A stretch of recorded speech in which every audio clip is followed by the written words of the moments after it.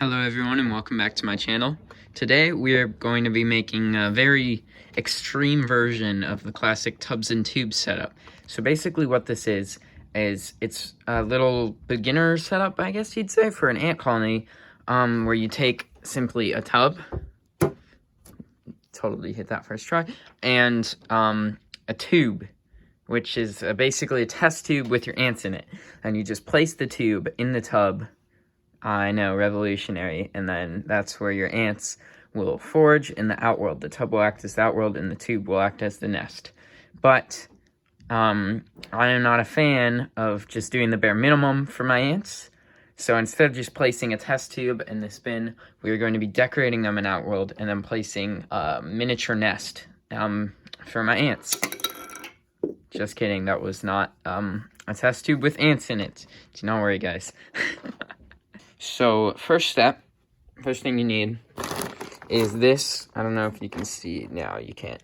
This is Hydrastone. So, basically, Hydrastone is a type of dental plaster, and it doesn't mold. So, it's pretty good, because I do not want my setup molding. It is fine if you use plaster of Paris.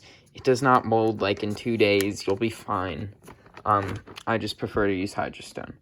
So, you're going to want to mix this with some water, and I will get back to you once I have that mix. I've got the mixture right here. So the ratio for Hydrastone is for every 1 cup of Hydrastone, you want half a cup of water, which works out pretty well. So I thought this amount will be enough. We'll see in a second here. So you see the general consistency you want is kind of like a milkshake almost. And now we're gonna pour it, which is always the worst part because I'm always scared I'm gonna mess up here. Okay, that doesn't look horrible.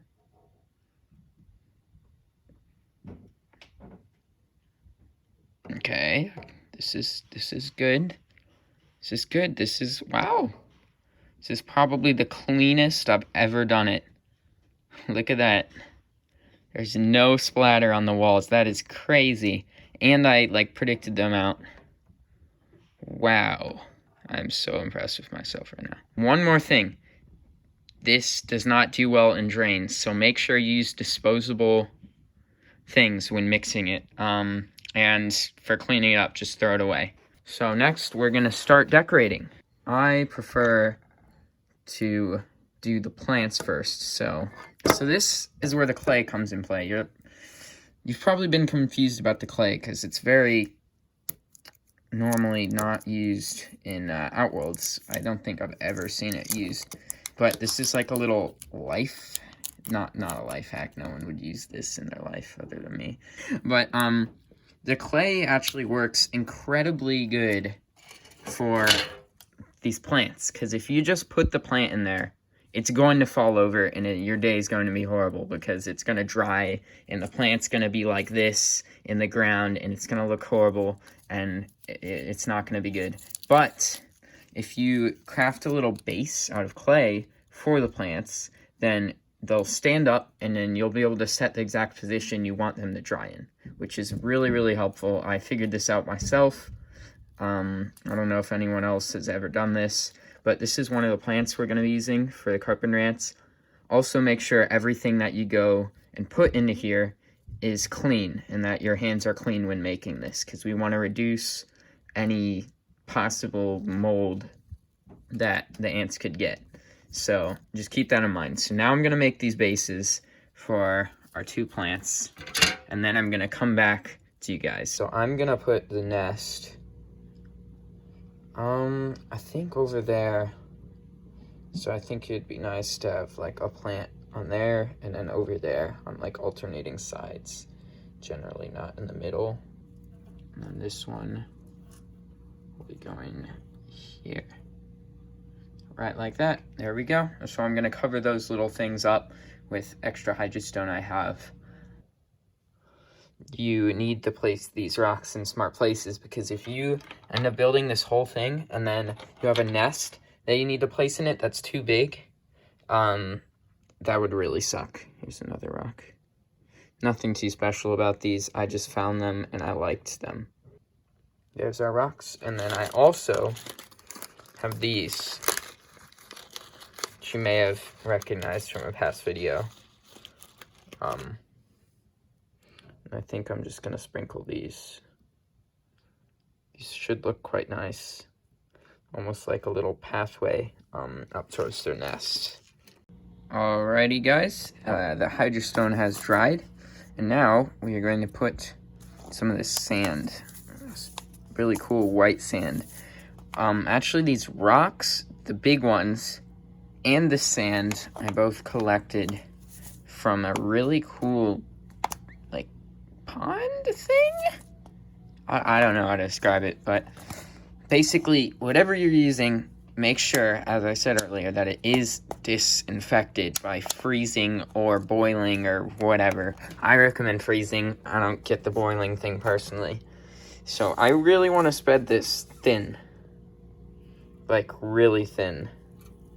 You'll find that a lot of ants really enjoy the sand. Well, one thing that can be really annoying, what they'll do is you give them like a drop of sugar water, honey, something, and they'll cover it in whatever substrate they have available to them. So generally, for me, I always give them sand, and that's what they do. They cover the thing in sand, which is really annoying and hard to clean. So it is a really cool behavior that they do in nature, but it's not the most appreciated by me anyway. I don't know about other ant keepers. So we're getting this ready here, and soon the ants will be ready to move in. All right, I just used little fabric squares to cover up the holes there. You can see, make sure you put this on the inside and make sure the tape completely surrounds it so the ants cannot get out. Now we just need the few finishing steps. One is to hydrate the nest, to encourage the ants to move in. You need something to cover it, and also, very important, your ants need a constant access to water at all times. So that's gonna go right here. Now this is pretty small. They would not be able to fit in that if they were living in it. That's why I chose to use that size, so they don't live in it, hopefully. And they live in the nice nest I have for them. And now, the only step left is to put the colony in.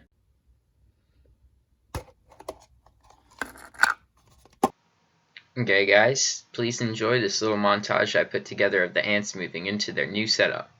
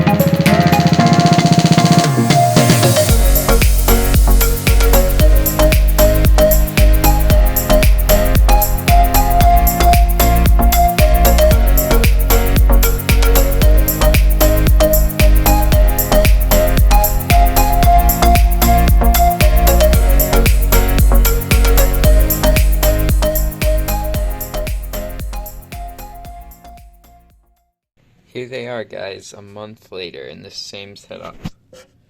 There's a worker out right now. And then there's one on the plant, I think. Wait, wrong plant. There we go. You can see their food. I gave them a little bit of fruit. And this colony is doing extremely well. They're one of my best captive colonies. Look at all that brood. You can see all the brood stages. The larva, the eggs, and the pupa, which are those cocoons. The eggs are obviously the smallest. So yeah, I always test these out for a decent period of time before I go and recommend them to you guys. I have taken out the test tube because the condensation got a little high because I have a heating cable here. But this colony's been doing really, really well. So yeah, hopefully you guys enjoyed the... Oh, guess he came to say hi. It's Indy. Say hello, Indy.